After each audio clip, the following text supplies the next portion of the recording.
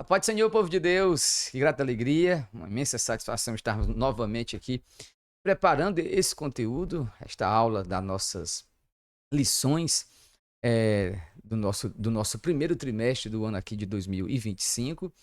Eu acabei que fiquei devendo algumas lições do trimestre passado, e principalmente ali o segundo e não, o terceiro e quarto trimestres eu não pude fazer as aulas. E muitos dos meus amigos e irmãos me cobrando, pedindo, Pastor Onésimo, cadê as aulas da nossa revista, da nossa lição da CPAD? Nós precisamos dela. E alguns amigos ali, principalmente, e desde já quero saudar, cumprimentar todos na paz do Senhor, os irmãos ali de Itapiúna, onde eu estive agora recente, e pude ver e confirmar esta falta deste subsídio bíblico que a nossa igreja, a Assembleia de Deus Bela Vista, oferece para todos os membros poderem estar vendo aqui uma prévia da aula, né? Não vai ser muito grande, mas uma prévia da aula. A gente pode estar estudando um pouco mais da nossa lição. Os irmãos também ali de Horizonte, lá, meu amigo, pastor Ricardo Fagner, estive lá recente também, e alguns irmãos perguntando, pastor, quando é que vai vir aquele comentário da nossa lição? Então, eu quero louvar a Deus por esses irmãos que sempre se preocupam com o bom ensino e querem também um bom conteúdo aqui pela internet.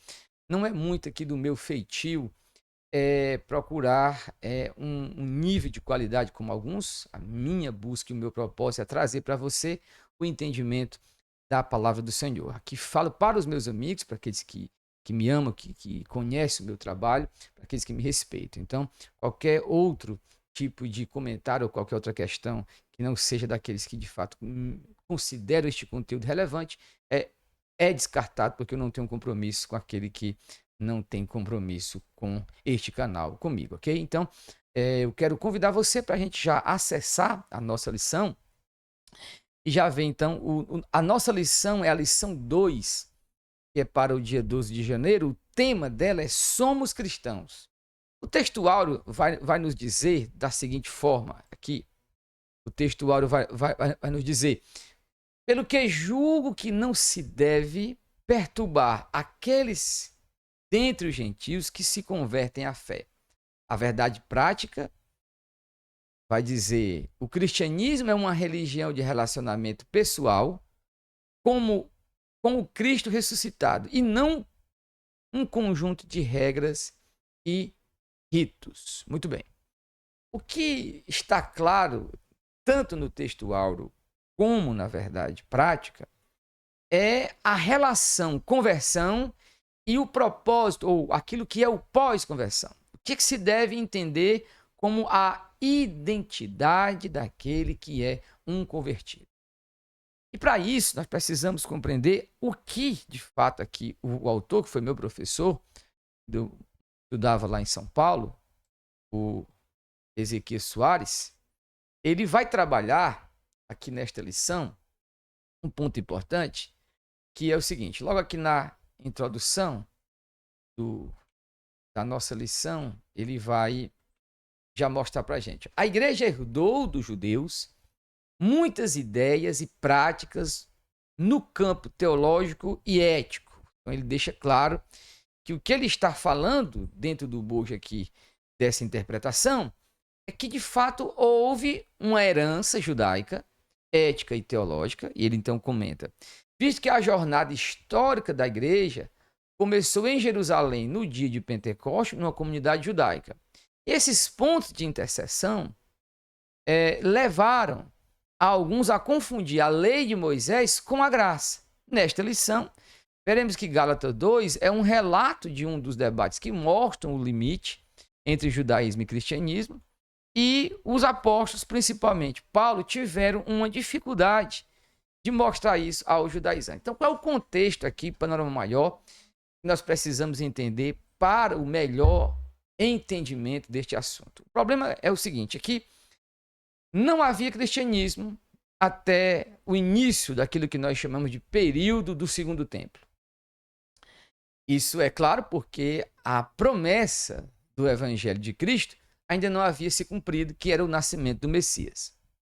Mas tendo em vista que o Messias nasce, era natural então que a prática do cristianismo, a partir do entendimento de Jesus Cristo, como nós observamos, ela fosse se desvencilhando naturalmente do judaísmo. Por quê? Porque o judaísmo preservava os aspectos altamente relevantes da lei de Moisés e uma forte identidade étnica, que era o ser judeu.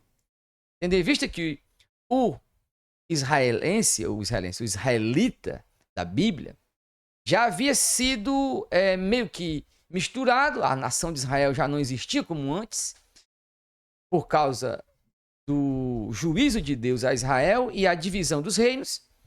Sobrou então uma parte que foi ao cativeiro babilônico. No cativeiro, então, após o cativeiro, você tem então agora uma restauração por parte de Neemias e Esdras, e principalmente de Esdras, dessa reconfiguração da identidade étnica religiosa do povo judeu. Logo, quando Cristo nasce ali no cenário do primeiro século, você vai ver, então, até mesmo Cristo tendo embates teológicos e éticos com a própria tradição judaica, que já havia ali rabinos, professores, escribas, fariseus, e essa tradição não compreende Cristo.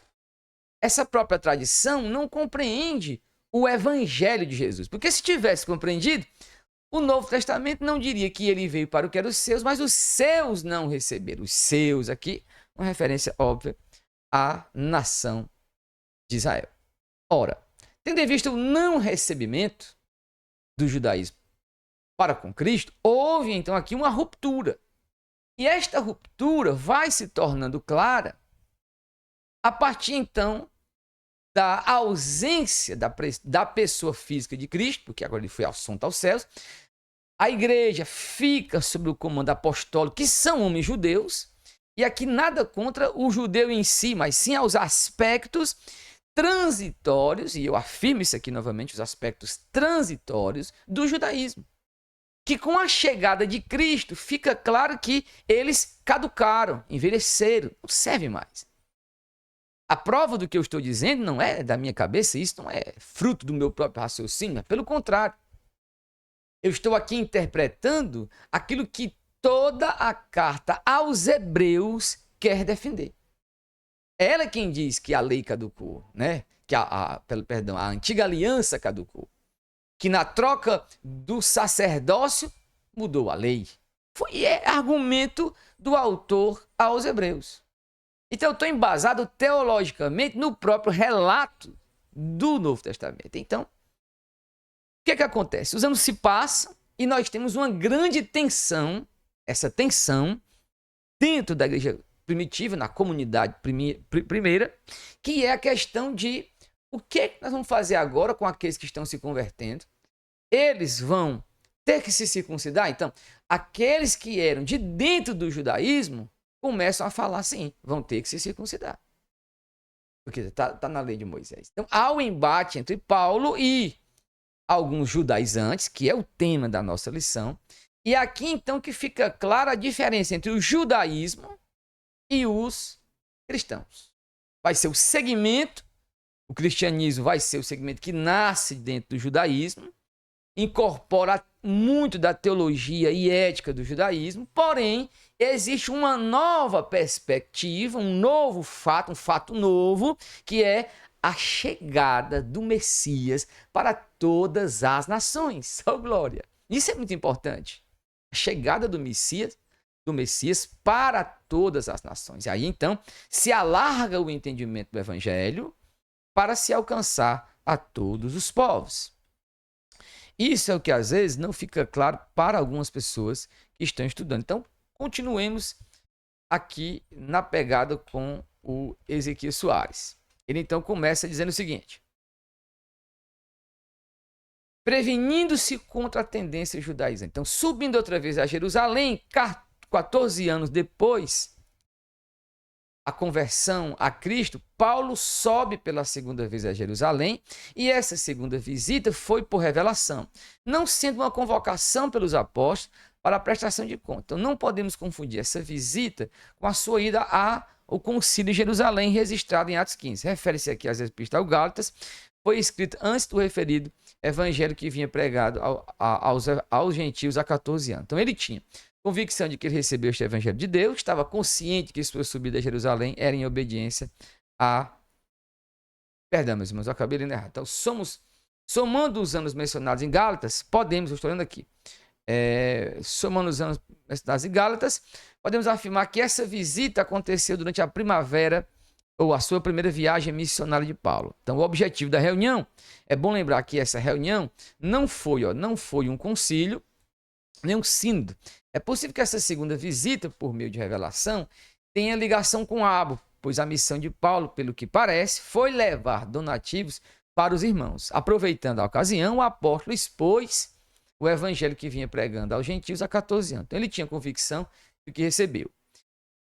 No nosso ponto 3, Tito e a circuncisão. Barnabé era judeu, seu nome aparece 3 vezes nesse capítulo.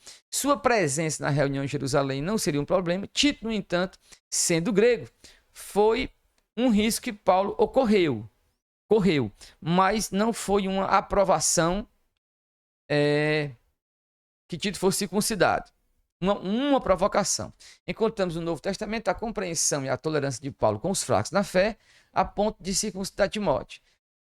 Mas ele era judeu, pois sua mãe era judia. No entanto, nessa reunião em Jerusalém, onde expôs o evangelho que pregava aos gentios, ele não cedeu nem um pouco, nem por uma hora. Isso por 2 razões. Tito era grego e porque estava em jogo a verdade do evangelho e o futuro do próprio cristianismo. Eu fiz questão de ler todo esse capítulo logo aqui, toda a nossa esse primeiro ponto. O que eu quero destacar é esta frase aqui para o final e comentar agora aqui. Então vamos lá. O que está em jogo aí? Que é aquilo que Paulo, de fato, está trabalhando. Porque dentro de alguns meios, nós precisamos entender que o cristianismo hoje, ele vem sendo diluído por parte de alguns e não de todos, porque a igreja de Cristo sempre triunfará, o cristianismo é verdade total sobre todas as coisas, como diria Francis Schaeffer. Nesse ponto que eu quero compartilhar aqui com você, é a observação do seguinte: existem limites dentro da compreensão do evangelho, daquilo que é o cristianismo, que são inegociáveis. E existe hoje, a partir do movimento que nós conhecemos como o movimento do G12, eu sei que você vai lembrar, o movimento do G12 trouxe muitos elementos judaizantes para a nossa fé. Principalmente o uso do shofar por parte de alguns, uma ênfase muito grande em batalha espiritual e outras questões. E o que eu quero enfatizar agora é que Paulo viveu uma ênfase por parte dos judeus que poderia minar a própria natureza do evangelho. Então, o que estava em jogo para Paulo, aqui como bem colocou o professor Ezequias, era a verdade do evangelho e o futuro do próprio cristianismo. Uma vez que não se identificasse o limite até onde termina o judaísmo, onde começa o cristianismo, aquilo que é a ênfase objetiva, a ênfase plausível e a plenitude do Cristo, estava em jogo, era a verdade do evangelho. Então, Paulo, ele circuncida Timóteo, mas não a Tito. Por quê? Porque o que estava em jogo era a verdade do evangelho. Então, o que é isso? Há alguns, e aqui principalmente eu trato dessa forma, há alguns irmãos, por exemplo, adventistas, que eles têm uma ênfase muito grande nas leis alimentares, que é as kashrut, as leis alimentares na guarda do sábado, colocando estes elementos em uma perspectiva que não é a correta. E esta perspectiva, que não é a correta, faz com que, em alguns momentos, a própria natureza e verdade do evangelho, que está em jogo, sejam, então, eclipsadas por um comportamento judaizante. Então, por que é que nós temos que lutar hoje e afirmarmos essa nossa identidade cristã contra os elementos judaizantes? Aquilo que o Ezequias está aqui falando, que meu amigo professor e eu estou aqui enfatizando, você deve enfatizar aqui também na sua aula. O que está em jogo é a verdade do evangelho. Se isto sempre for colocado como aspecto secundário da fé, ok, permaneça-se como está. Mas se é colocado em detrimento da verdade do evangelho, então precisamos discutir esse assunto. Precisamos manter este limite. Caminhando no nosso ponto, aquilo que o mestre Ezequias vai falar, já no segundo ponto, então, sinopse do primeiro ponto, ele vai dizer: a tendência judaizante era uma ameaça à verdade do evangelho e ao futuro do cristianismo. Uma vez que o cristianismo se acomodasse ao judaísmo, não haveria cristianismo. Continuaria, então, o judaísmo em si, com seus aspectos legalistas, tendenciosos, apenas trazendo a dimensão étnica, ou trazendo a dimensão étnica como um forte ênfase, e não teríamos a novidade do evangelho. Aquilo que era, de fato, o real, o profundo e o verdadeiro da novidade do evangelho. Então, nesse sentido, o espanto do apóstolo fica claro. Tão logo Paulo retornou da sua viagem, ficou sabendo que os irmãos da Galácia estavam vivendo outro evangelho. E isso deixou o apóstolo estarrecido e atônito pela rapidez do desvio deles. Ele vai usar o verbo aqui, deixar, abandonar, tem um sentido de desertar, mudar o pensamento. Uma expressão bem vulgar e popular, virar a casaca. O que o apóstolo emprega nessa passagem era usado na antiguidade quando alguém desertava do exército ou se rebelava contra ele. Isso significa também uma mudança de partido político, filosofia e religião. Mas aqui, eu acho que o comentário do mestre Ezequias, eu não quero entrar em política aqui, mas o ponto é a deserção do evangelho, só que eu acho que aqui ele supervalorizou demais o verbo, e o ponto não é esse aqui. Eu não quero supervalorizar o verbo como o professor Ezequias Soares. Por quê? Porque o que aconteceu na Galácia não era uma deserção primeiramente do evangelho. Não. Isto aqui poderia ser, e aí eu vou puxar aqui para o professor Ezequias, é o seguinte: eles estariam, na verdade, ao colocar os elementos judaizantes da fé, os elementos judaizantes na sua fé, eles estariam diluindo o evangelho. Mas eles estavam pensando que continuavam no evangelho, retrocedendo, deixando-se circuncidar. Então não era um abandono da igreja, como aqui me parece ser o ponto do Ezequias Soares, e eu discordo dele aqui. Não, o ponto não é a deserção, era a diluição do evangelho. Se o evangelho, você agrega algo ao evangelho, ele passa a ser não suficiente, você tem que agregar alguma coisa, então aqui ele passa a ser diluído e de repente ele vai ser outro evangelho.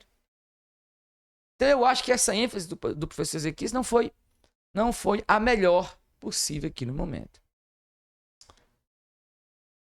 Embora que a preocupação de Paulo é com a deserção. E aqui eu digo, se o professor Ezequias colocou na espera de que, ou na consequência dessa diluição, seja a deserção, ok, mas não é o que me parece. Mas entendo esta questão aqui que ficou colocada. Então, quem eram esses judaizantes? O termo judaizante vem do verbo grego iudaizo, que é viver como judeu, adotar costumes e ritos judaicos. Então aparece uma vez no Novo Testamento. Eles eram os opositores de Paulo, identificados como falsos irmãos. São conhecidos no capítulo anterior como aqueles que se apresentavam sendo enviados da igreja mãe. Então, deixa eu definir aqui para a gente. Eu acho que aqui fica melhor do que eu ler agora aqui o comentário. Esses judaizantes eram alguns fariseus que tinham se convertido, pessoas que tinham um compromisso com o judaísmo, que haviam se convertido. Entende? Eles não são os fariseus do partido que crucificou o Cristo. Não é esse o caso. O caso são de homens que aderiram à fé, mas não saíram ou permaneceram com um entendimento judaico da fé. Então você tem a fé cristã e eles encapsulam a fé cristã com o seu judaísmo. E aí, isto fica mais claro para a gente. São pessoas que falam em Cristo, têm uma devoção, só que para eles o elemento judaico da fé é imprescindível. Então isso cria o clima de tensão que o Ezequiel Soares vai comentar aqui no nosso. No clima de tensão que vai ser logo depois a discussão entre o Barnabé e o próprio apóstolo Paulo. Né?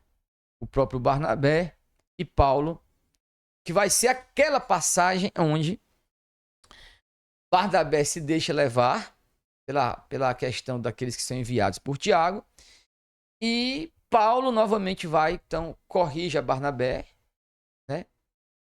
Perdão, aí chega Pedro também está no meio, Pedro também se deixa levar juntamente com Barnabé, e Pedro então é confrontado pelo apóstolo Paulo. Então, a questão é, veja como é que está aqui muito claro para a gente, essa questão, não sei se vai dar para a gente ver aqui, pronto, que eu quero finalizar aqui, então, vamos lá.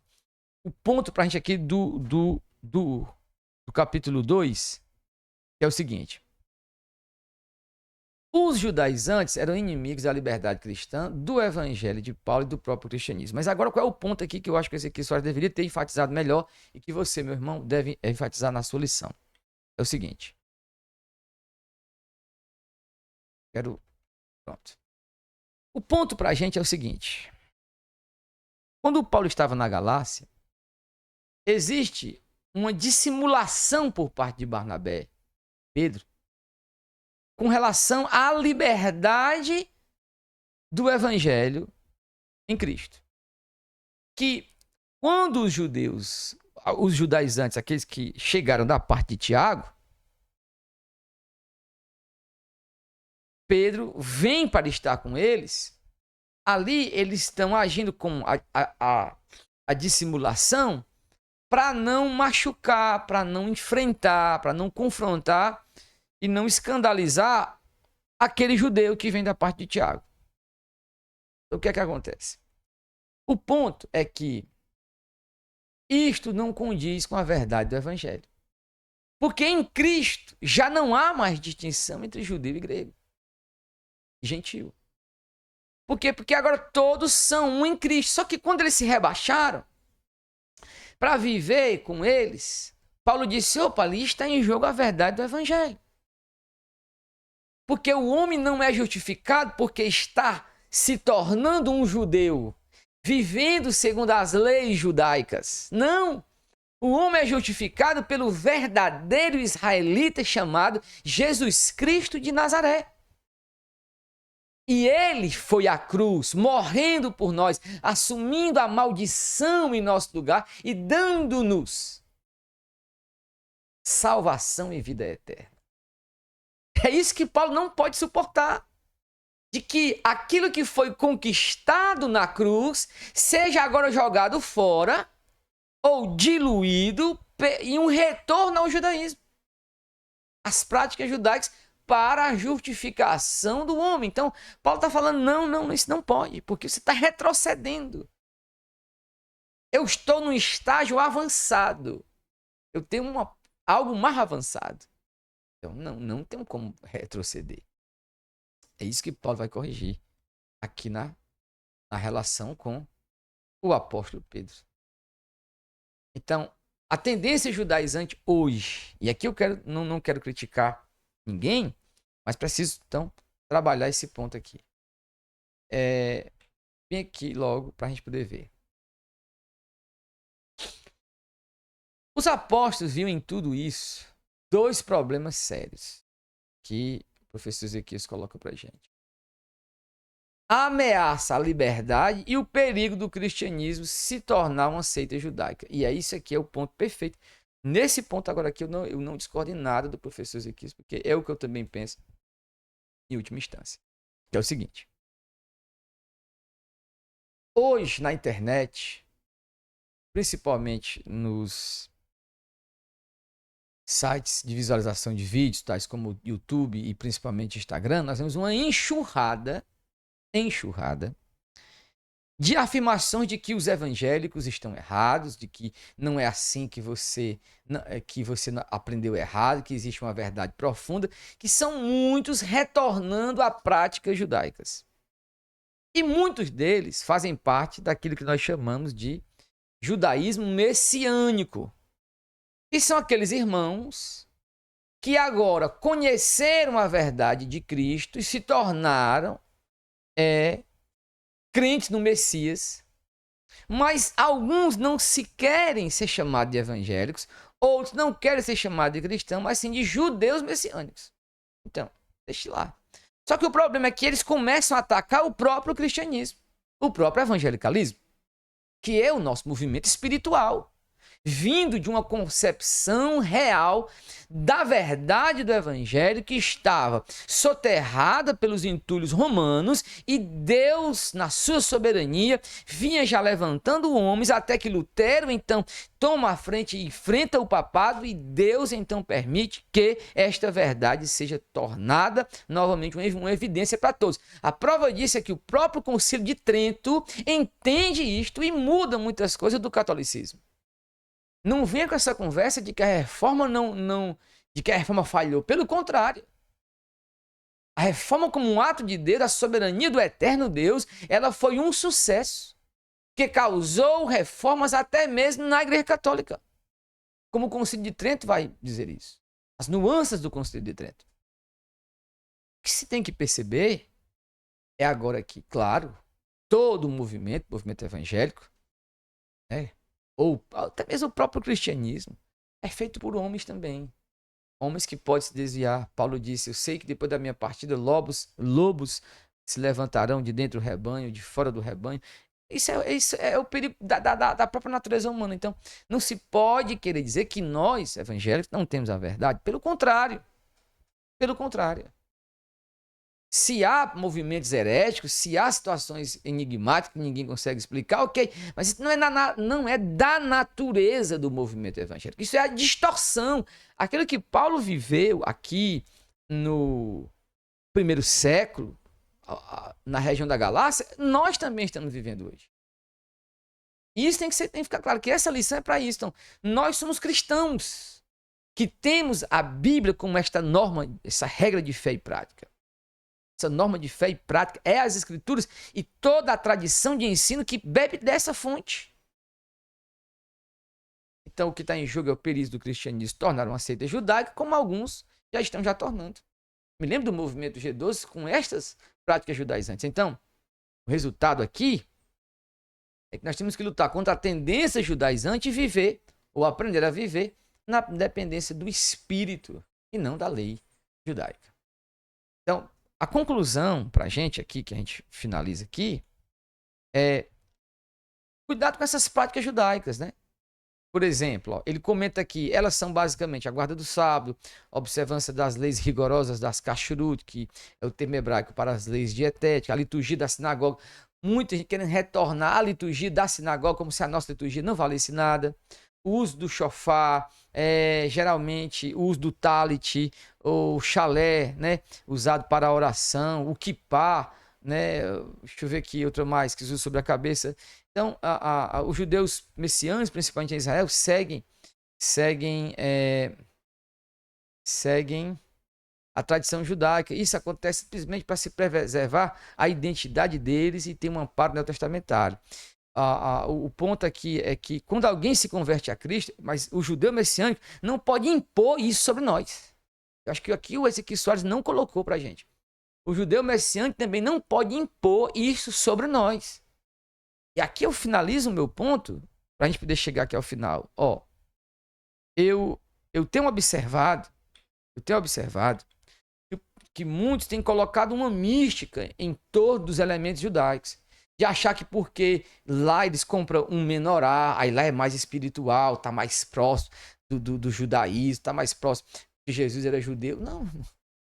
Eu continuo com aquilo que Cristo disse.